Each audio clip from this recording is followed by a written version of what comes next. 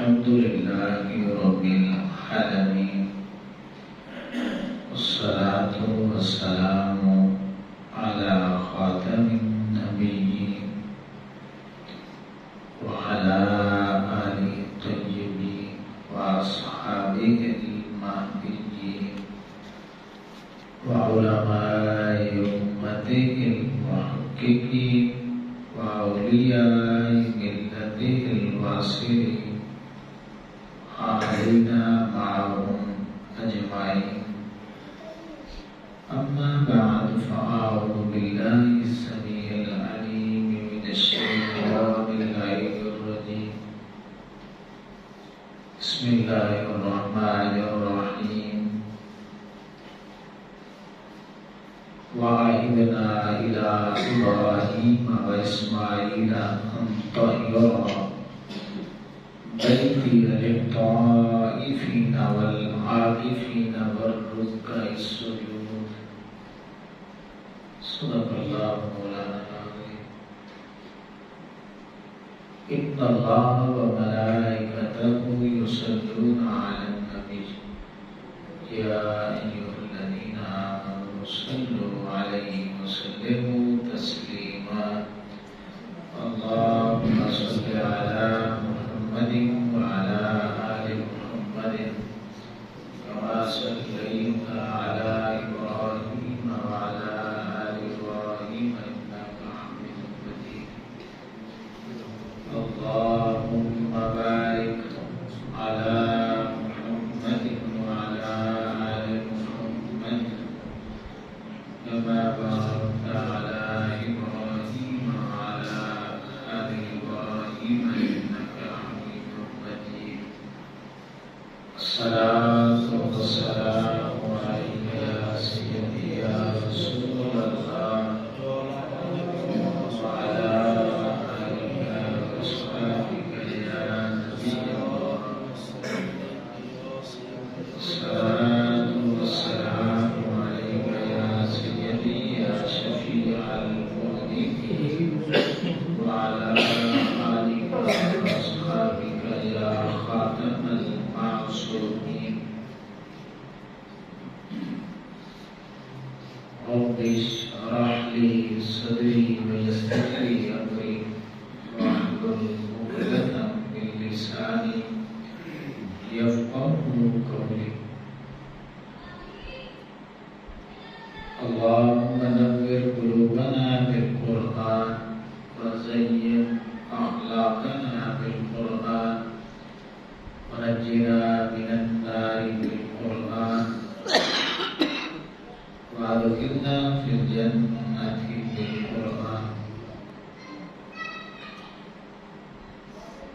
اللہ رب العزت کی حمد و ثنا اور آقا کریم صلی اللہ علیہ وآلہ وسلم کی بارگاہ ناز میں درود و سلام کا نذرانہ پیش کرنے کے بعد آپ تمامی احباب کو السلام علیکم ورحمۃ اللہ وبرکاتہ.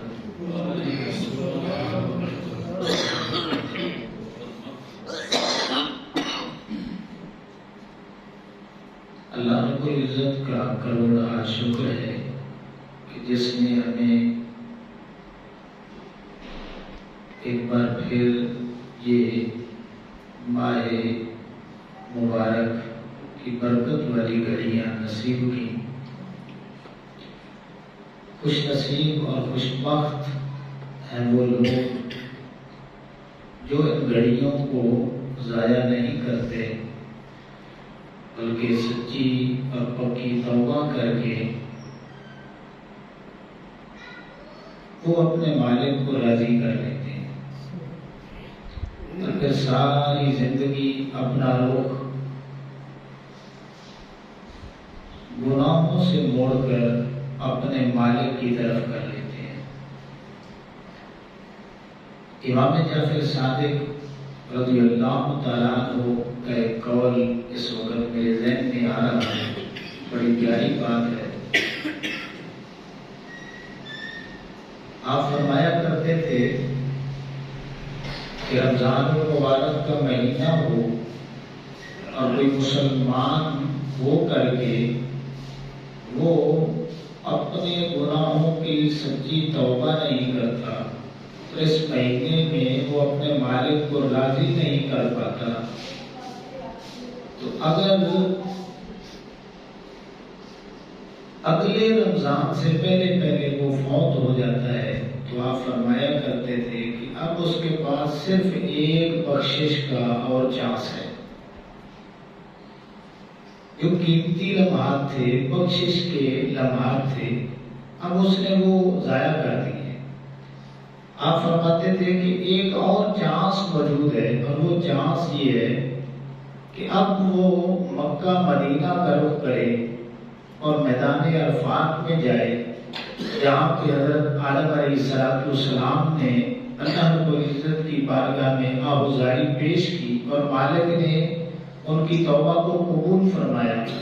اب وہاں چلا جائے، اپنے باپ کی اس سنت پر عمل کرے، ممکن ہے اللہ رب العزت اس کی بخشش کر دے۔ اللہ اکبر۔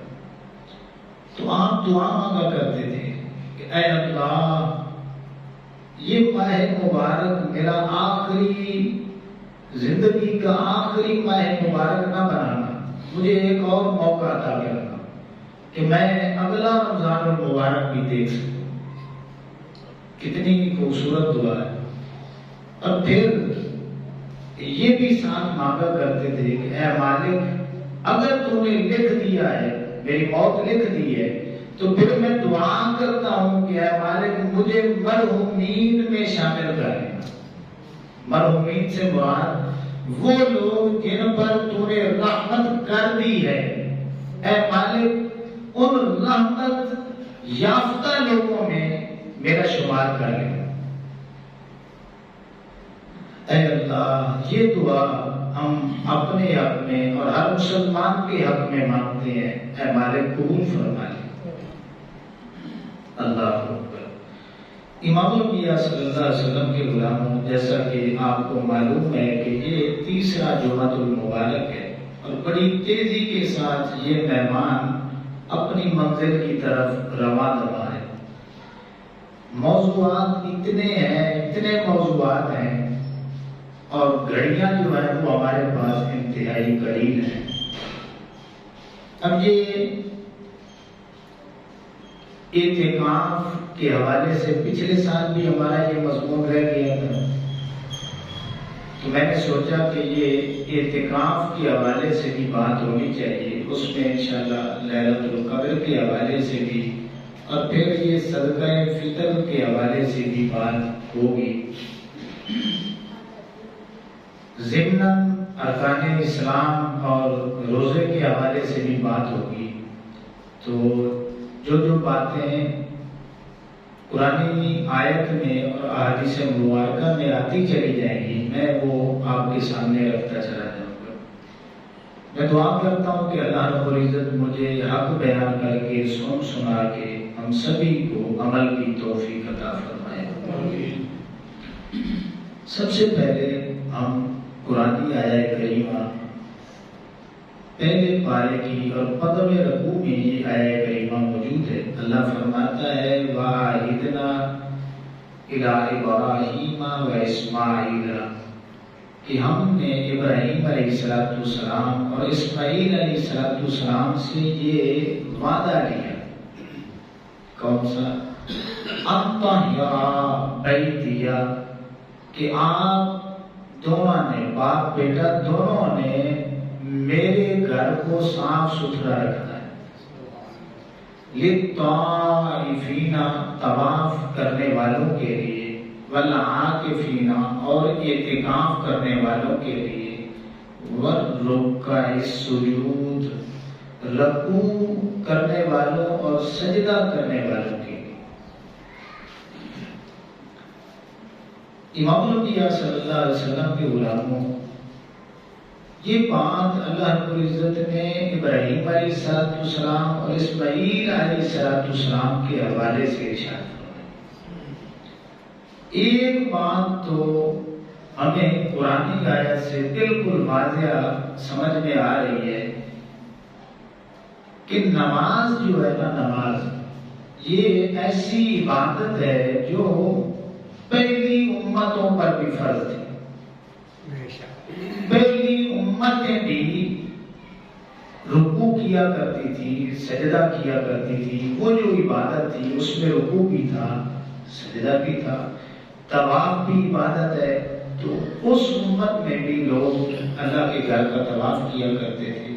اور پھر اعتکاف، جس طرح نماز عبادت ہے، روزہ عبادت ہے، زکوٰۃ عبادت ہے، حج عبادت ہے، دیگر اعمال صالحہ عبادت ہیں، اسی طرح بلا مبالغہ اعتکاف بھی اسی طرح ہی اللہ رب العزت نے عبادت قرار دی ہے. اب یہ ذہن میں رکھیں کہ ضمن ایک بات یہ بھی ہے کہ اللہ کے گھر کی صفائی رکھنا، اسے پاک رکھنا، نماز پڑھنے والوں کے لیے، عبادت کرنے والوں کے لیے، یہ اللہ رب العزت نے ڈیوٹی کن لوگوں کی لگائی؟ نبیوں کی. تو اللہ کے گھر کو پاک رکھنا، صاف رکھنا، اس کا خیال رکھنا، یہ نبیوں والا کام ہے. اللہ اکبر. اب دوسری آیت کریمہ جو 17واں پارہ اور 11ویں رکوع میں موجود ہے، اللہ فرماتا ہے کہ وَإِذْ بَوَّأْنَا لِإِبْرَاهِيمَ مَكَانَ الْبَيْتِ، کہ جب ابراہیم علیہ السلام کو ہم نے بیت اللہ کی جگہ بتا دی کہ اس جگہ پہ میرا گھر تعمیر آپ نے کرنا ہے، اللہ تشرک بی شیئا. تو پھر میں نے ایک حکم بھی جاری کیا کہ اب یہ گھر میرا ہے تو اس میں عبادت صرف میری ہوگی. وَطَّهِّرْ بَيْتِيَ، اللہ فرماتا ہے کہ اے ابراہیم علیہ السلام، آپ نے میرے گھر کو صاف رکھنا ہے. لِلطَّائِفِينَ، طواف کرنے والوں کے لیے، وَالْقَائِمِينَ، اور قیام کرنے والوں کے لیے، وَالرُّكَّعِ السُّجُودِ، رکوع اور سجدہ کرنے والوں کے لیے آپ نے میرے گھر کو صاف رکھنا ہے. اللہ. تو امام الانبیاء صلی اللہ علیہ وسلم کے غلاموں، اللہ کے گھر کا خیال رکھنا یہ نبیوں کی سنت ہے. اور آپ کو پتہ ہے کہ اللہ رب العزت کے جتنے بھی نبی ہیں، اللہ نے انہیں ابدی زندگی عطا فرما دی ہے. جس طرح ہمارا معاملہ ہے نا کہ ہم مرتے ہیں تو یہ اعزاز ممکن ہے کسی کو نصیب ہو یا نہ ہو، کوئی گارنٹی نہیں ہے. لیکن اللہ رب العزت نے یہ گارنٹی قرآن میں بھی آتا ہے، سارے نبیوں کو عطا کی ہے کہ اللہ کے جتنے بھی نبی ہیں، آدم علیہ السلام سے لے کر کے ہمارے آقا کریم علیہ السلام تک، اس دنیا سے جب چلے بھی جاتے ہیں، اللہ رب العزت اس دنیا کی زندگی سے ہزاروں کروڑوں گنا زیادہ اعلیٰ زندگی اللہ رب العزت اپنے نبیوں کو عطا فرما دیتا. ہم قبر میں گئے تو کوئی گارنٹی نہیں ہے کہ ہمارا وجود سلامت رہے گا یا نہیں رہے گا، لیکن قرآن میں موجود ہے. قرآن میں 22واں پارہ میں حضرت سلیمان علیہ السلام کا واقعہ پورا موجود ہے. حدیث مبارکہ بھری پڑی ہیں، حدیث کی کتابیں، کہ اس دنیا سے چلے جانے کے بعد بھی اللہ رب العزت اپنے نبیوں کے جسموں کو قبروں میں بھی سلامت رکھتا ہے. قبروں میں ان کے وجود سلامت رہتے ہیں. میں اللہ کے گھر میں بیٹھا ہوں، اللہ کی عزت کی قسم ہے، وہ وجود تو بڑی شان والا ہے. ان کے جو کفن ہوتا ہے، کفن وہ بھی میلا نہیں ہوتا اور مٹی اس کو بھی مس نہیں کرتی. کھانا تو بڑی دور کی بات ہے. یہ اللہ کے نبیوں کے متعلق قرآن کی روشنی. اللہ اکبر. اب رہی بات کہ کیا یہ عظمت جو ہے اور بھی لوگ ہیں جن کو نصیب ہوتی ہے، تو جب دیگر احادیث مبارکہ کا مطالعہ کرتے ہیں تو ہمیں کچھ اور لوگوں کے متعلق بھی احادیث مبارکہ میں ملتا ہے. وہ کون ہے؟ جو شہید ہیں، جو واقعی اللہ کی راہ میں شہید ہوئے. آپ نے کتنے واقعے پڑھے ہوں گے، سنے ہوں گے، اور آج میڈیا دور ہے، آپ نے دیکھے ہوں گے کہ ہزاروں سال بعد آپ نے قبر کو دیکھا، اس میں جو شہید ہو چکا تھا اس کا وجود ابھی تک سلامت ہے. اللہ. ایک صحابی حضرت زہیر بن کین رضی اللہ تعالیٰ عنہ، آقا کریم علیہ السلام کے بڑے محبت کرنے والے یہ صحابی تھے. صدیاں گزر گئیں، آپ شہید ہو گئے تھے جنگ میں. تو یہ کچھ عرصہ پہلے ان کی قبر کسی وجہ سے کھودنی پڑ گئی، قبر کشائی کی گئی. تو وہ آج بھی میڈیا پہ موجود ہے کہ ان کا پورے کا پورا وجود آج بھی سلامت ہے. اللہ اکبر. یہ باتیں بتا رہی ہیں کہ اللہ رب العزت جو لوگ واقعی اللہ کے لیے زندگی گزارتے ہیں اور اپنی زندگی کا ایک ایک لمحہ اللہ کے نبیوں کی اتباع میں گزارتے ہیں، آقا کریم علیہ السلام کی سنتوں میں گزارتے ہیں، اللہ رب العزت ان کی اس پیروی کو اس انداز میں قبول فرماتا ہے کہ وہ اس دنیا سے چلے بھی جائیں تو مالک ان کے جسموں کو، ان کے وجود کو سلامت رکھتا ہے. آگے چلیں. اولیاء جو واقعی اللہ کے ولی ہیں. اب اللہ کے ولی کون ہیں؟ الذین آمنوا وکانوا یتقون. بس دو ہی علامتیں ہیں. جو آقا کریم علیہ السلام سے ٹوٹ کے محبت کرتے ہیں، پنجابی جو کہہ رہا ہوں انہیں ماں محبت کرتے ہیں، اور پھر ساری زندگی آقا کریم علیہ السلام کی اتباع میں گزار دیتے ہیں. اللہ ان سے اس درجے میں پیار کرتا ہے تو اس دنیا سے چلے بھی جائیں تو ان کے اعزاز میں اللہ رب العزت مٹی کو حکم دے دیتا ہے کہ ان کے جسموں کو کھانا بھی نہیں ہے، چھونا بھی نہیں ہے.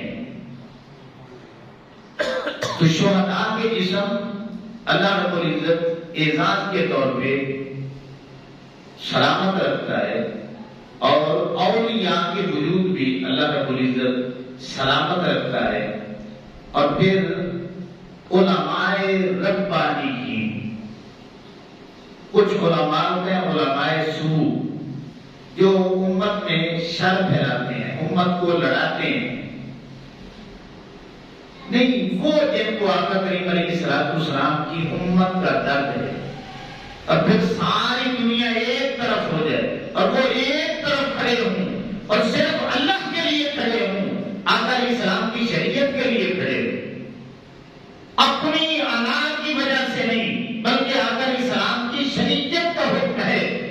ان حکموں کے پیرا دینے پر پوری دنیا سے ٹکر لے لیں اور پھر اس دنیا سے چلے جائیں. ساری دنیا مخالف ہو لیکن ان کا نعرہ یہ ہو کہ بس میرا رب راضی ہو جائے، میرا سنا رسول راضی ہو جائے، تو ان علماء کے وجود بھی اس دنیا کے جانے کے بعد اللہ رب العزت ان کو سلامت رکھتا ہے. یہ بہت بڑی عزت والی بات ہے. اللہ آگے چلیں کہ جو باعمل حافظ قرآن ہوں گے. اب حدیث مبارکہ میں آتا ہے کہ جو حرام کو حرام سمجھیں گے، حلال کو حلال سمجھیں گے. یہ نہیں ہے کہ نام کے حافظ ہیں، قرآن بھی یاد کوئی نہیں، اور پھر جو اللہ ماشاءاللہ حفاظ کی صورت حال ہے کہ عمل تو بالکل ہی نہیں. ماں باپ جو حفظ کروا لیتے ہیں نا غلطی سے، وہ بعد میں پچھتا رہے ہیں کہ اس سے نہ کرواتے تو اچھا تھا. کیوں؟ جب ہم کو یہ بتایا جاتا ہے کہ سیاستہ کی ایک حدیث پاک ہے کہ آقا کریم علیہ السلام نے فرمایا کہ میں نے جنت کی سیر کی، دوزخ کا میں نے معائنہ کیا۔ جنت میں نے جنتی لوگوں کو دیکھا، جہنم کا جب میں نے معائنہ کیا تو جہنمی لوگوں کو بھی میں نے دیکھا۔ تو میں نے جبریل علیہ السلام سے پوچھا، ہے جبریل بتا تو صحیح کہ جہنم میں سب سے بڑا عذاب کن لوگوں پہ ہوتا ہے؟ اس سے اوپر کسی پہ عذاب نہ ہو۔ میری کلمہ پڑھنے والی امت میں کافروں کی بات نہیں ہو رہی کہ میرا کوئی کلمہ پڑھتا ہو اور سب سے بڑا عذاب اسے ہو رہا ہو تو اس کی غلطی کون سی؟ آقا کریم علیہ السلام کو جبریل علیہ السلام نے بتایا کہ یا رسول اللہ صلی اللہ علیہ وسلم، آپ کے کسی امتی نے قرآن کی کچھ آیات زبانی یاد کی اور پھر اسے بھلا دیا، پھر اس کو قدر ہی نہیں ہے کہ یہ اللہ کا کلام ہے، میں نے اسے یاد کیا ہے، میں نے اسے سینے میں محفوظ رکھنا ہے۔ تو ناقدری کرنے کی وجہ سے اللہ رب العزت کی ناراضگی اس پہ شدید ہوگی کہ جب تو نے کیا تھا تو مالک بھی خوش ہوا تھا، ماں باپ بھی خوش ہوئے تھے، اللہ نے بڑی کرم نوازیاں کی، بڑے رتبے عطا کیے، مالک نے تو وہ رتبے عطا کیے تھے لیکن اس نے ان رتبوں کا لحاظ ہی نہیں کرتا، وہ شانیں سنبھال کے ہی نہیں رکھی۔ اللہ فرماتا ہے کہ میں نے اتنی عزتیں دی اور اس نے خود اپنی عزتوں کو ضائع کر دیا۔ تو اس مالک کے جلال کی وجہ سے جہنم میں بے عمل حفاظ کو سب سے بڑا عذاب ہوتا ہے۔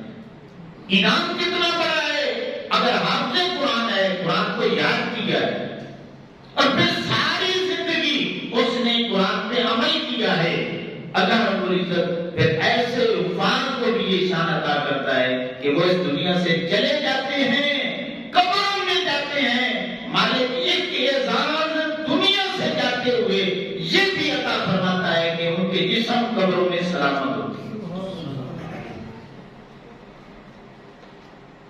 اللہ اکبر۔ آپ امام الانبیاء صلی اللہ علیہ وسلم کے علماء، اللہ کے نبیوں کا سلسلہ تو آقا کریم علیہ السلام کی ختم نبوت کی وجہ سے بند ہو چکا ہے، یہ دروازہ بھی اللہ نے بند کر دیا۔ اب شہید جب تک شہید نہ ہو اس وقت تک پتہ نہیں چلتا، کیونکہ ہمارے یہاں کے ٹائٹل جو ہے نا ہر کسی کو دے دیا جاتا ہے۔ یہ ہر کسی شہید کی بات نہیں جسے میں نے سمجھا یا آپ نے سمجھا، یہ وہ شہید جو اللہ کے علم میں شہید ہے۔ ٹھیک ہے، ادھر تو جو صورتحال اللہ ماشاءاللہ بنی ہے کہ جو سیاسی دھرنے میں جاتا ہے اور ادھر فوت ہو جاتا ہے وہ بھی شہید بن جاتا ہے۔ یہ سیاسی شہیدوں کی بات نہیں ہے، یہ وہ شہید جو واقعی اللہ کی راہ میں شہید ہوتے ہیں۔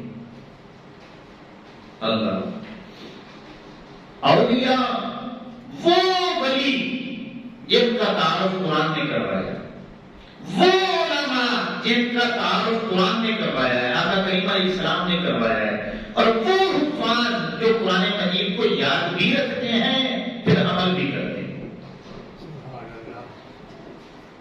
اب ہر کسی کے جو ہے وہ نہ عالم ہوتا ہے، نہ حافظ ہوتا ہے، نہ شہید اور نہ ہی جو ہے، تو اب عام لوگوں کے لیے یہ پروٹوکول، یہ نظام کس طرح مواصل کریں؟ احادیث مبارکہ میں آتا ہے کہ ایسے لوگ جو اللہ کے ڈر کی وجہ سے گناہ کو چھوڑ دیتے ہیں، ان کے پاس عہدہ ہے، کوئی منصب ہے، کوئی طاقت ہے، جب مالی طور پہ مضبوط ہے،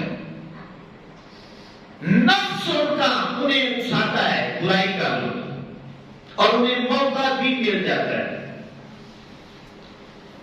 تو موقع ملنے کے باوجود صرف اللہ سے ڈر کر اگر وہ گناہ چھوڑ دیتے ہیں، صاف لفظوں میں وہ زنا چھوڑ دیتے ہیں، کس بات کی وجہ سے کہ میرے رب کا حکم ہے، یہ بہت بڑا گناہ، اللہ کا خوف غالب آ جاتا ہے اور وہ یہ گناہ چھوڑ دیتے ہیں، تو ان لوگوں کے اعزاز میں بھی اللہ رب العزت یہ ان کے وجود جو ہیں، ان کے جو جسم ہے وہ قبروں میں سلامت رکھتا ہے، کہ میرے بندوں نے میری خاطر زنا چھوڑ دی.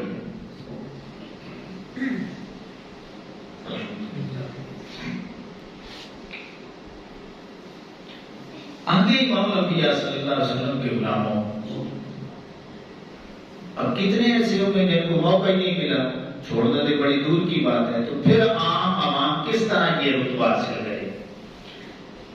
کثرت سے آقا کریم علیہ السلام پہ درود و سلام جو بھیجتا ہے نا، فرائض کی پابندی کے بعد، فرائض کی پابندی کرے، نافرمانی نہ کرے، کثرت سے درود پاک پڑھتا رہے، اللہ رب العزت آقا کریم علیہ السلام کے درود و سلام کی برکت سے اس بندے کو بھی یہ اعزاز عطا فرما دیتا ہے.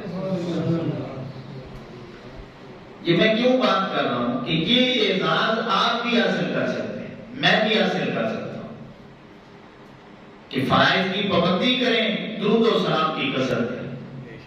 اب ہماری مرضی ہے کہ ہم یہ سودا ہمیں کرنا چاہیے یا نہیں کرنا چاہیے.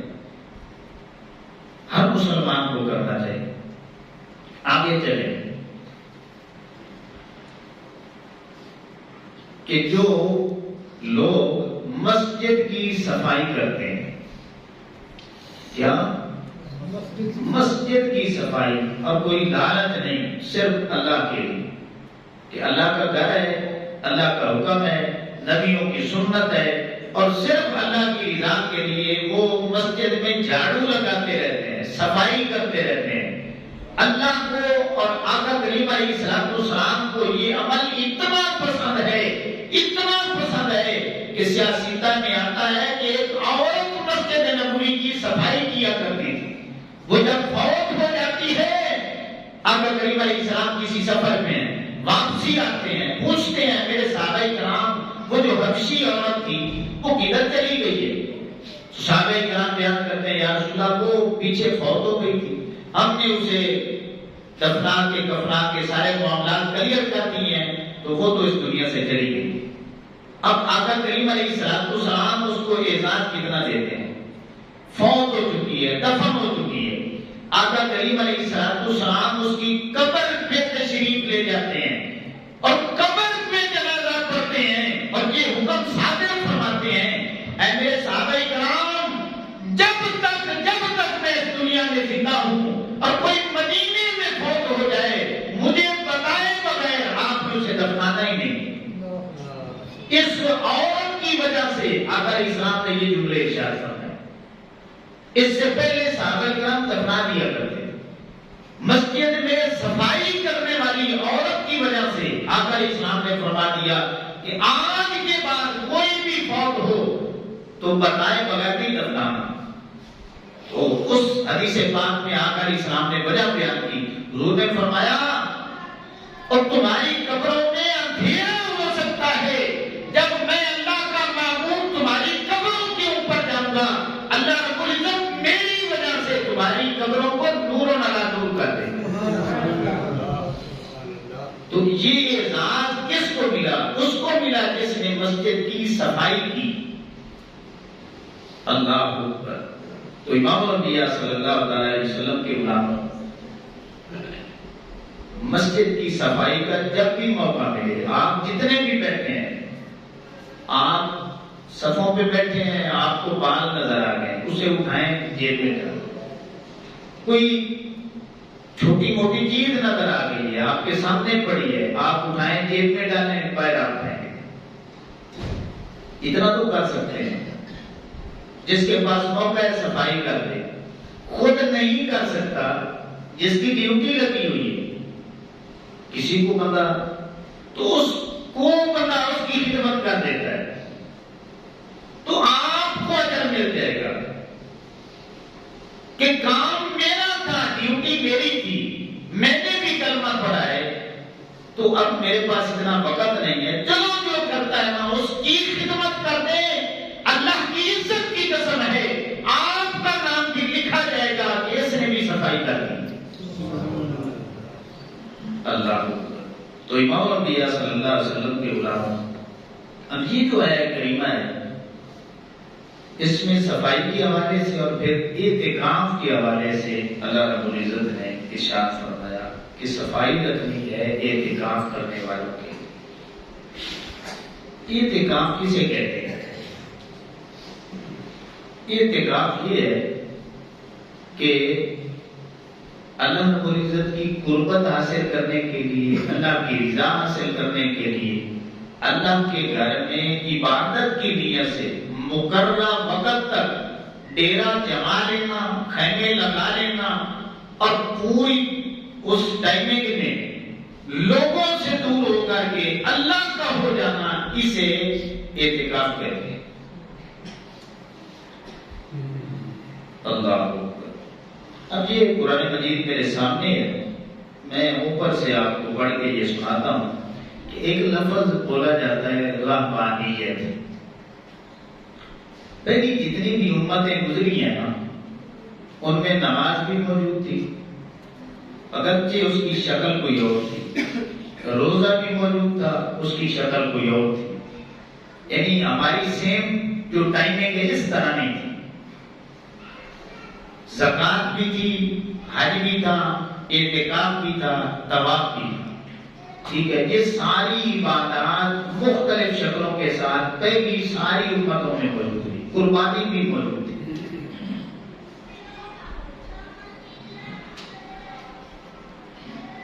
اب قرآن مجید کی آیہ کریمہ سنیں. اللہ فرماتا ہے کہ وَرَهْبَانِيَّةً ابْتَدَعُوهَا مَا كَتَبْنَاهَا عَلَيْهِمْ إِلَّا ابْتِغَاءَ رِضْوَانِ اللَّهِ فَمَا رَعَوْهَا حَقَّ رِعَايَتِهَا فَآتَيْنَا الَّذِينَ آمَنُوا مِنْهُمْ أَجْرَهُمْ وَكَثِيرٌ مِنْهُمْ فَاسِقُونَ.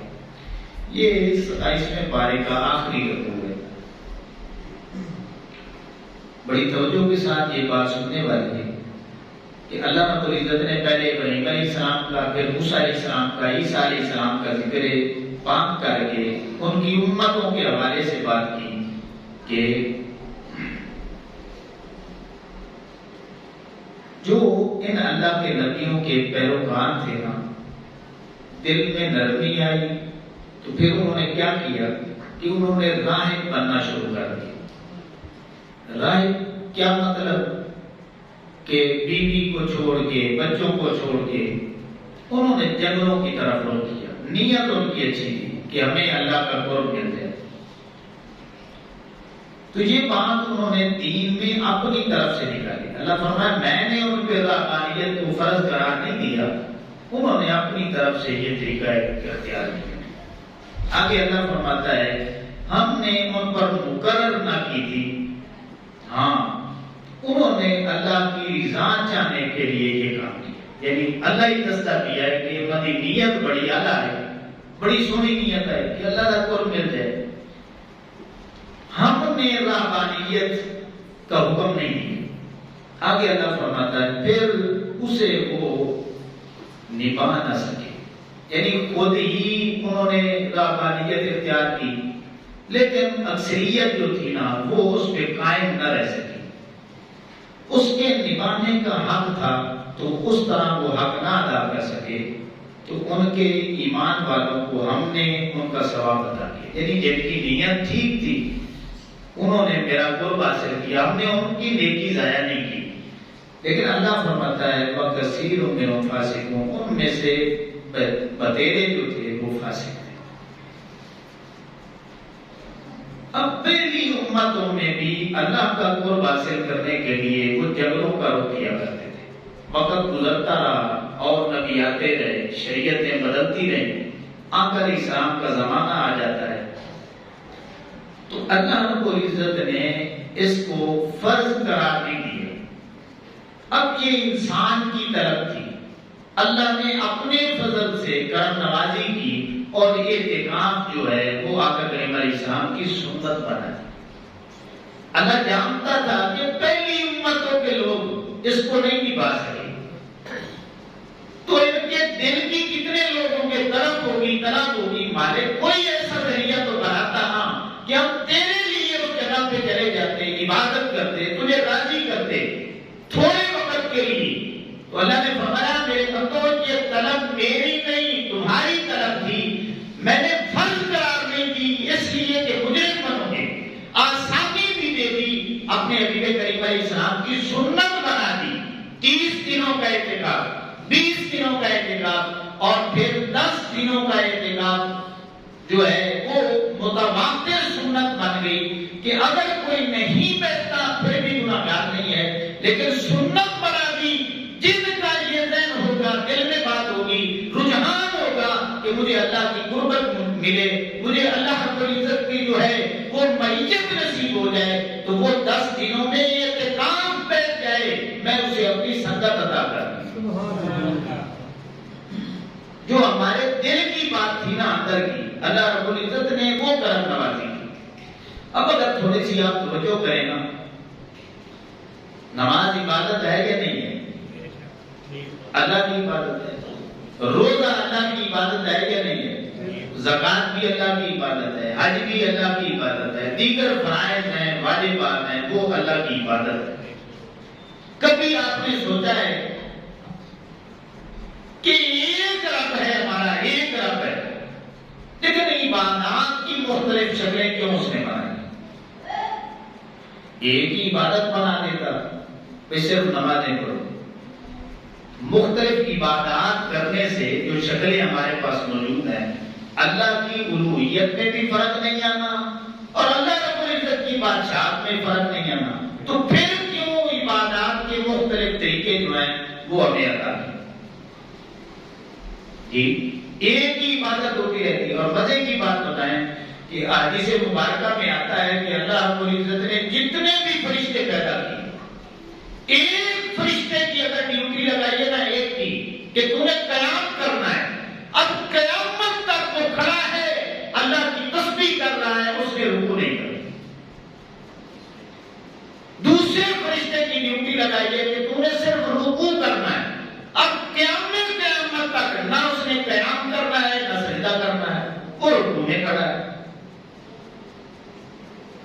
ایک فرشتے کی اللہ نے ڈیوٹی لگائی کہ سجدہ کرو، اب وہ سجدے میں ہے، اس نے ساری ہی نہیں اٹھانا، نہ قیام کرنا ہے نہ رکوع کرنا ہے۔ اگر کسی فرشتے کی ڈیوٹی لگائی کہ میری تسبیح بیان کر، وہ سبحان اللہ پڑھ رہا ہے، اس نے کوئی اور کلمات پڑھنے ہی نہیں۔ اگر کسی کی ڈیوٹی لگائی الحمدللہ، کسی کی لگائی استغفر اللہ، کسی کی ڈیوٹی لگائی کہ اللہ اکبر پڑھنا ہے، تو بس وہ اللہ رب العزت کی تسبیحات کر رہے ہیں۔ اسی طرح ہو سکتا تھا کہ اللہ رب العزت ایک ہی عبادت ہمیں عطا کر دے۔ اللہ فرماتا ہے میرے بندو، جس طرح تم کھانا کھاتے ہو نا، کھانا کھاتے ہو، ایک کھانا کھاتے رہو، چاہے گوشت ہی کیوں نہ ہو، تو تمہارے وہ جو ہے نا اکتاہٹ ہونے لگتی ہے، منہ کو آنے لگتا ہے۔ گوشت بھی روزانہ کھاؤ تو تم تھک جاتے ہو، پھر چینج کرتے ہو۔ اللہ فرماتا ہے میرے بندو، یہ جو عبادات کی شکلیں مختلف بنائی ہیں نا، یہ میری ضرورت نہیں ہے میرے بندو، یہ تمہاری ضرورت ہے۔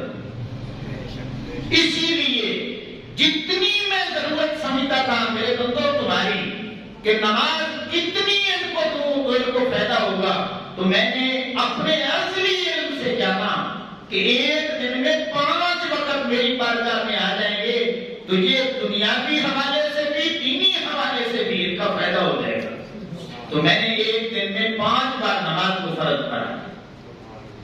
اب سال کے بعد میرے بندوں کو جس چیز کی ضرورت تھی، میں نے روزے کی شکل میں اپنی عبادت بنا کے ان پہ فرض کرا دی۔ فائدہ بندوں کا، اللہ اکبر۔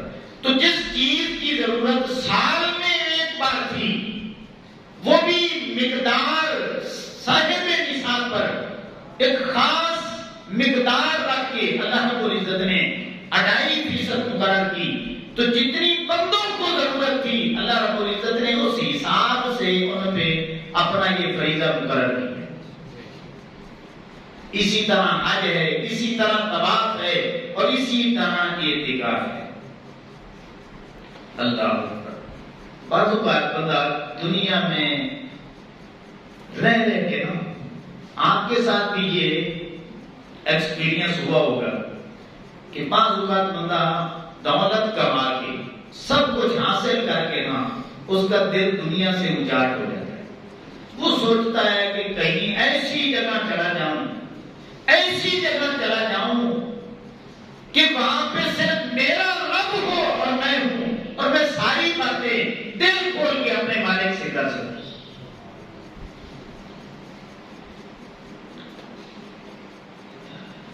میرا ایک رشتہ دار ہے، وہ اسلام آباد میں جاب کرتا ہے، کسی آفس میں ہے، اس نے یہ 3-4 دن پہلے مجھے میسج کیا کہ میری 35,000 سیلری ہے دنیا دار، لیکن اللہ کے واسطے مجھے کوئی ایسی مسجد والی ڈیوٹی لگا دیں۔ اس نے میسج میں لکھا کہ یار صرف صفائی ہی کرتا رہوں گا تو کیا ہی بات ہے، پیسوں کی کمی نہیں ہے، تنخواہ میری اچھی ہے، لیکن میں یہ چاہتا ہوں کہ میں دین پڑھوں، دین پہ عمل کروں، اپنے رب کو منا لوں۔ مجھے وہ کہنے لگا کہ صرف مسجد کی صفائی کا کام ہی مجھے لے کے دے۔ کیوں کہ سب کچھ حاصل کر کے بھی دنیا میں اللہ نے سکون نہیں رکھا۔ الذین آمنوا وتطمئن قلوبهم بذکر اللہ، الا بذکر اللہ تطمئن القلوب۔ دلوں کو اطمینان ملنا ہے تو وہ اللہ نے اپنی بندگی میں رکھا ہے، اپنے ذکر میں رکھا ہے۔ اللہ اکبر۔ تو امام الانبیاء صلی اللہ علیہ وسلم کے غلاموں، یہ عبادات کی جو شکلیں ہیں، یہ اللہ رب العزت نے ہماری ضرورت کو پورا کیا ہے۔ اس لیے جتنے بھی آپ بیٹھے ہیں، میں گزارش کروں گا کہ ابھی سے آپ نیت کر لیں اعتکاف کم از کم یار زندگی میں ایک بار تو بیٹھ جائیں۔ اکثر مساجد میں بوڑھے لوگ جو ہے نا، اب بوڑھے لوگوں کا جذبہ ہے، وہ یہ قربانی دیتے ہیں۔ حالانکہ اگر تھوڑا سا پہلے ہم چلے جائیں 20، 25، 30 سال پہلے، تو بزرگوں سے بڑھ کر مساجد میں نوجوان ہوا کرتے تھے، اعتکاف بیٹھنے والا نوجوان طبقہ ہوتا تھا۔ آج پتہ نہیں کون سی نحوست تاری ہوئی ہے جس کی وجہ سے ان کا رخ مستوں کی طرف نہیں ہے، اللہ کے ذکر کی طرف نہیں ہے، بس سوشل میڈیا ہے اور پھر موبائلوں میں لگے۔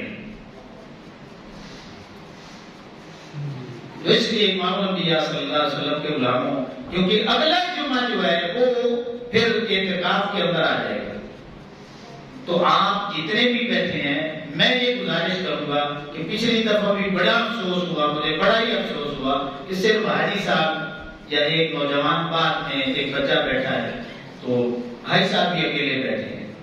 10 دن کا اعتکاف اکیلے حاجی صاحب نے کیا ہے، تو ہمارے لیے جو ہے نا یہ لمحہ فکریہ ہے، اور میں نے ان کا شکریہ ادا کیا تھا کہ یہ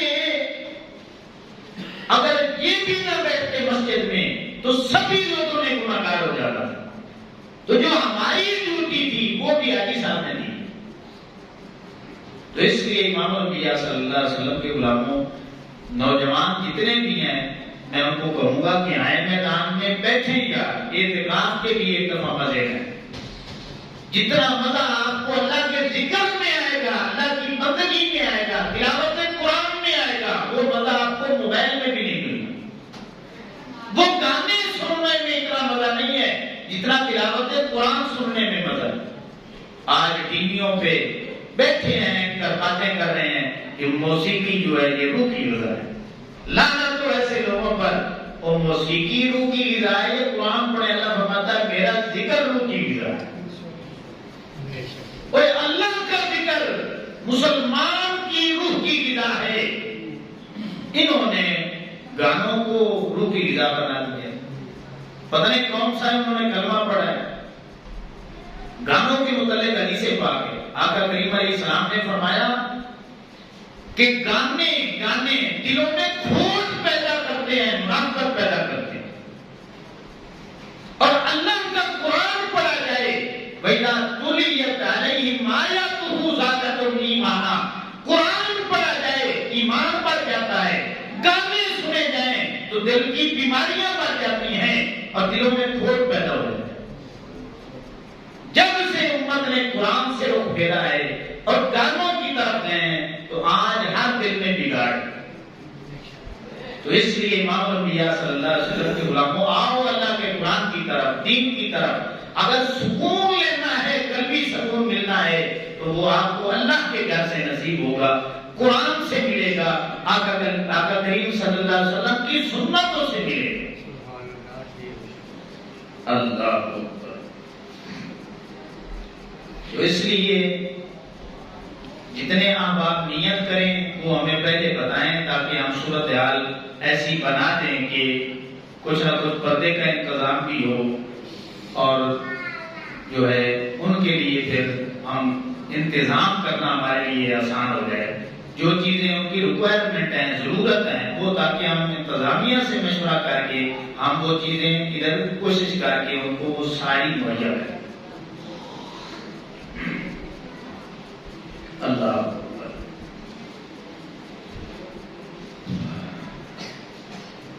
اب وقت بھی بالکل قریب ہے، آخری بات سن لیں. وہ یہ ہے کہ زندگی انتہائی مختصر ہے. جو بھی لمحہ ہمارا گزر رہا ہے نا، ہم موت کے قریب ہو رہے ہیں. قرآن مجید جب ہم پڑھتے ہیں تو اللہ نے فرمایا وَأَنفِقُوا مِمَّا رَزَقْنَاكُمْ، کہ میرے بندو جو میں نے تمہیں رزق عطا کیا ہے نا، جو میں نے تمہیں عطا کیا ہے اس میں سے میری راہ میں خرچ کرو. اب یہ قرآن مجید کا انداز ہے، اسلوب ہے کہ جہاں پہ بھی رزق کی بات کی نا اللہ رب العزت ہے، وہاں پہ یہ نہیں فرمایا اللہ نے کہ تمہارا رزق ہے اب میری راہ میں لگاؤ. اللہ نے فرمایا جہاں پہ بھی پڑھ کے دیکھیں، سورہ بقرہ کی ابتدائی آیات پڑھیں، الذین یؤمنون بالغیب ویقیمون الصلاۃ ومما رزقناہم ینفقون. ایمان والے وہ لوگ ہوتے ہیں جو غیب پر ایمان رکھتے ہیں، نمازوں کی پابندی کرتے ہیں، اور جو میں نے رزق دیا ہے اس میں سے وہ میری راہ میں خرچ کرتے ہیں. تو اس سے کیا پتہ چلا؟ جو کچھ بھی میرے اور آپ کے پاس موجود ہے اس کا حقیقی مالک کون ہے؟ سارے بولیں کون ہے؟ اللہ فرماتا ہے میرے بندو جب تم نے مانگ لیا ہے کہ وہ میرا ہے، اب میرا حکم ہے کہ میری بارگاہ میں میری راہ میں جو ہے وہ خرچ کرو.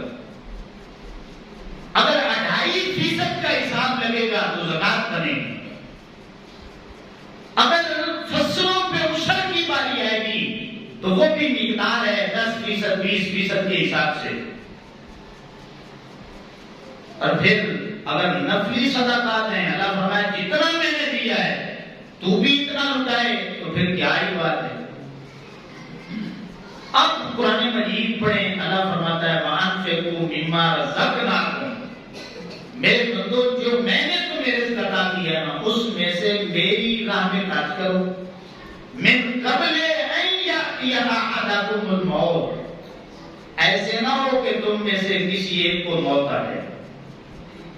اب یہ سچی بات ہے، تم میں سے کسی کی موت واقع ہو جائے پھر کیا ہوگا؟ اللہ رب العزت نے اگلے جہان کی بات ہمیں بتائی. فَيَقُولَ رَبِّ لَوْلَا أَخَّرْتَنِي إِلَىٰ أَجَلٍ قَرِيبٍ، پھر وہاں جا کے تمہیں کیا کہنا ہے؟ میرے اللہ ایک موقع اور دے دے، ایک موقع دے دے، میں دنیا جاواں گا، کروں گا کی فَأَصَّدَّقَ وَأَكُن مِّنَ الصَّالِحِينَ، اور تیری راہ دے وچ میں بڑا ہی صدقہ و خیرات کر کے آواں گا. یا اللہ ایک موقع دے دے، تیرے نیک بندے بھی ہو گئے ہوں. یہ قرآن ہے، مرنے تو بعد بھی تہاڈی میری حالت اللہ نے جانی ہے. اگر چاہتے ہو میرے بندے بخیل نہیں ہوتے، چاہتے ہو میرے بندے دے وچ تہاڈا شمار ہو جائے، پھر کی کرو؟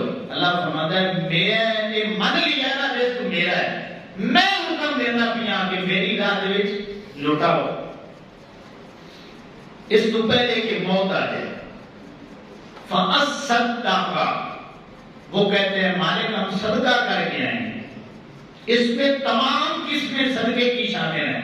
یعنی بندہ وہاں جا کے کہتا ہے مالک یہ بھی مجھے پتا چل گیا کہ وہ مال تیرا ہے اور غلطی بھی کر کے آ گیا ہوں، اب ایک موقع دے.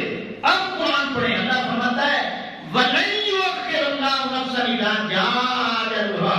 میرے بندے قرآن نہیں پڑھا، جگہ جگہ میں نے کہا تھا مرنے کے بعد ایک لمحہ بھی پھر میں نے تمہیں موقع نہیں دینا. تو نے وہ موقع ضائع کر دیا ہے. جب لٹانے کی باری تھی تو بخیل بنا رہا ہے، اب موقع نہیں ملے گا. تو امام الانبیاء صلی اللہ علیہ وسلم کے غلاموں، اللہ نے آج ہمیں یہ موقع عطا کیا ہے. یقین جانے یہ موقع غنیمت ہے، ضائع کرنے والا نہیں ہے. یہ مدرسہ بن رہا ہے اور آپ نے بنانا ہے، آپ کا ہے، آپ کا یہ مدرسہ ہے. اور الحمدللہ میں سبھی کی تعریف اس معاملے میں کروں گا کہ پچھلے سال بھی آپ لوگوں نے ایک جمعے پہ کم و بیش 1 لاکھ کے قریب رقم جو ہے آپ لوگوں نے جمع کروائی. پھر بعد میں عید پہ کم و بیش 40,000 کے قریب پیسے ہوئے اور وقتاً فوقتاً دیگر احباب بھی جمع کروا کے رہے. تو تقریباً حاجی ریاست صاحب کے پاس 3 لاکھ روپے اس وقت جمع ہے، لیکن لنٹر کے لیے ضرورت ہے 12 لاکھ کی، کم و بیش 10 سے 12 لاکھ. تو وہ کسی باہر کے بندے نے جمع نہیں کروانا ہے، یہ کام ہم نے کرنا ہے اور ہمارے لیے ہماری بچیاں ادھر پڑھنی ہیں.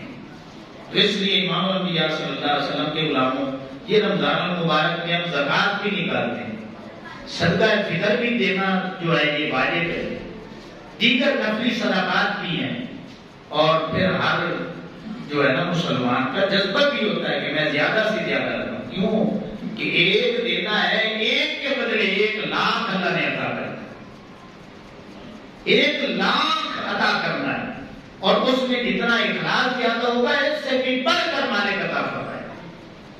تو آپ تمامی احباب جو ہے نا مسجد کے لیے، مدرسے کے لیے جو ہے وہ آپ بڑھ چڑھ کے حصہ لیں.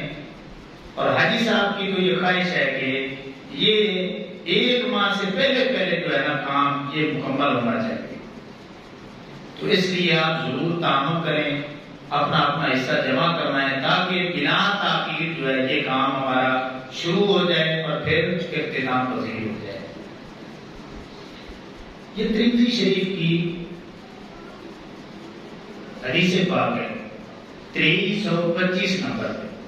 حضرت ابو کبشہ رضی اللہ تعالیٰ عنہ راوی ہیں، وہ کہتے ہیں کہ آقا کریم علیہ السلام کے پاس میں بیٹھا ہوا تھا.